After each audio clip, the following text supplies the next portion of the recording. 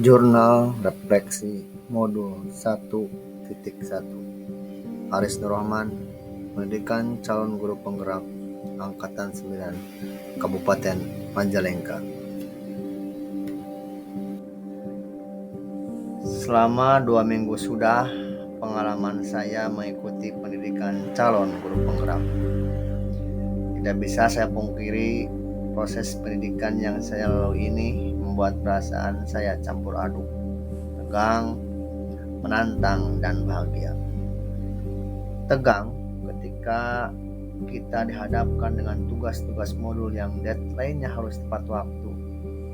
Menantang ketika kita diharuskan belajar mandiri, mencari referensi sendiri, dan bahagia ketika kita menyelesaikan tugas. Berhasil menyelesaikan tugas modul tersebut, dengan bahagianya saya menekan klik submit admission. Hal tersebut hanya sebagian kecil yang saya alami dalam 2 minggu terakhir mengikuti pendidikan calon guru penggerak ini. Di balik semua ketegangan dan tantangan tersebut, ada hal baik yang saya petik, yaitu adalah kandungan materi pada modul yang diajarkan. Setelah dibaca, dipelajari, lalu tugasnya diupload ke LMS, kemudian kita membuka hasil tugas kita dan mendapat umpan balik dari fasilitator. Disitulah kita tahu apa arti sebuah kekurangan, apa arti sebuah masukan, apa arti dari refleksi dan perbaikan.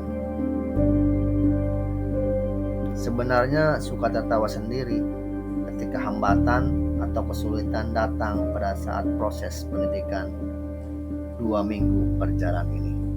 Mulai dari kamera laptop yang layarnya gelap karena saya lupa tidak membuka penutup kameranya, tidak mengerti akan tugas yang harus dikerjakan, tidak bisa menyimpan file di Google Drive, tidak bisa mengunggah file ke YouTube, tidak mengenal apa itu Canva, apa itu PowerPoint, berbagi link, salin link.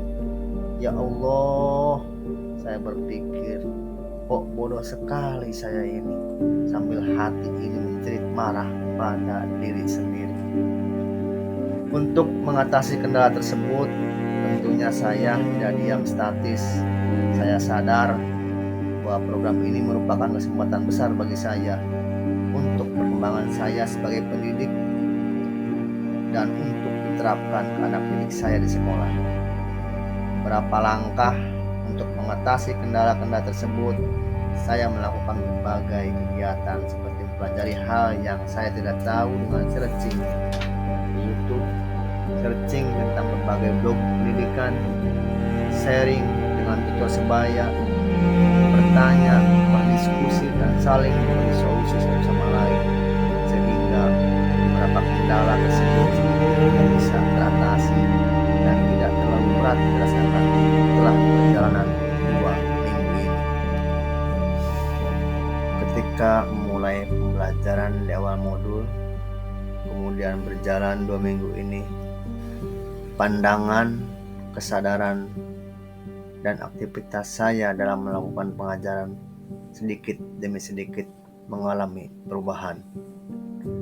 Saya merasakan bahwa dampak dari pembelajaran modul 1.1 ini membuat saya sadar akan peran saya sebagai pendidik.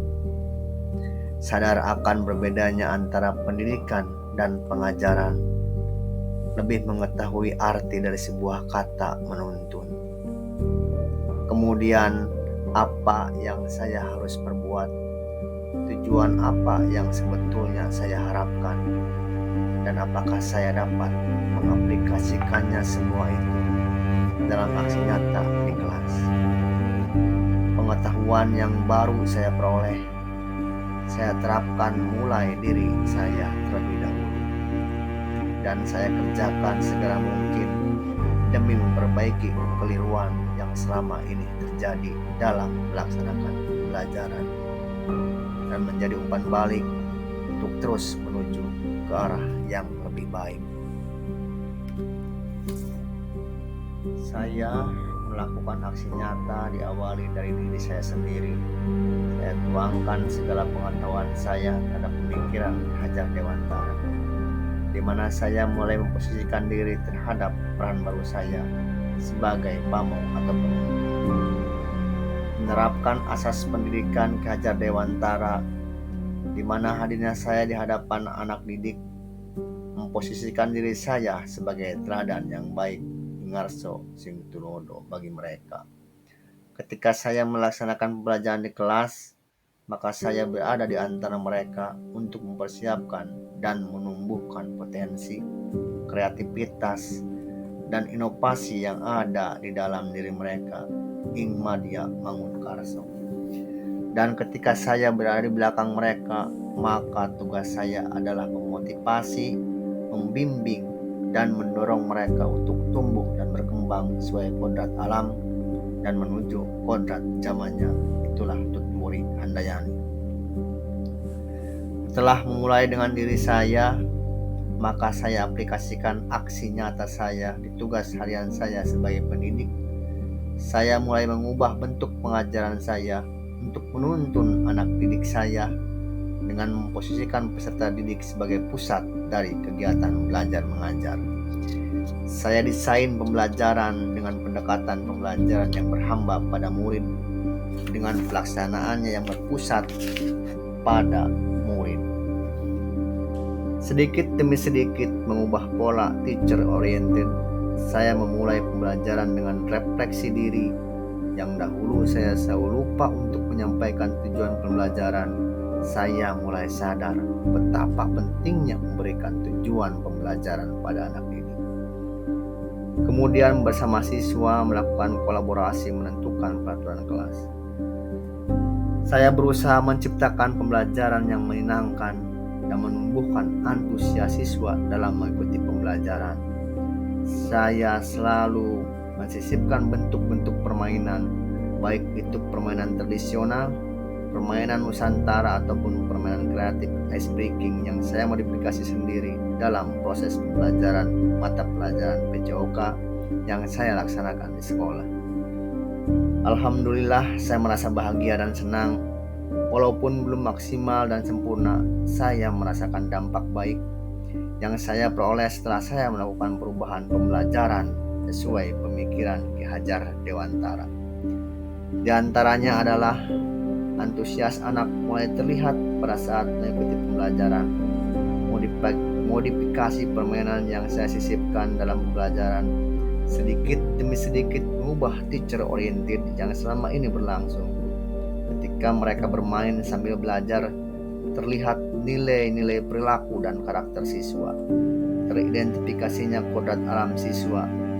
Siswa bebas bergerak, berekspresi, mengikuti pembelajaran yang dilaksanakan. Ada tertawa, emosi, lapang dada, perilaku yang sportif, sopan, dan saling menghormati, saling menghargai. Manakala ada yang berbicara, adalah bekal yang luar biasa untuk mereka berkehidupan di masyarakat.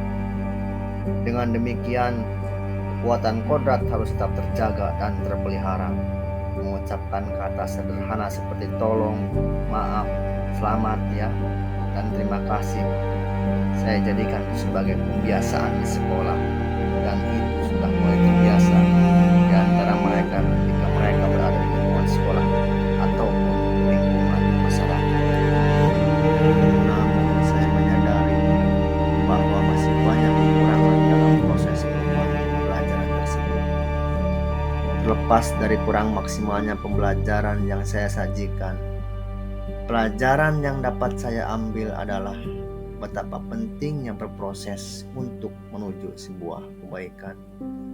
Walaupun itu berat, tetapi dengan melihat gelak tawa anak yang bermain sambil menikmati pembelajaran olahraga, tidak terasa teacher oriented sedikit demi sedikit mulai tergeser, sampai mereka merasa kekurangan waktu untuk terus bermain dan belajar.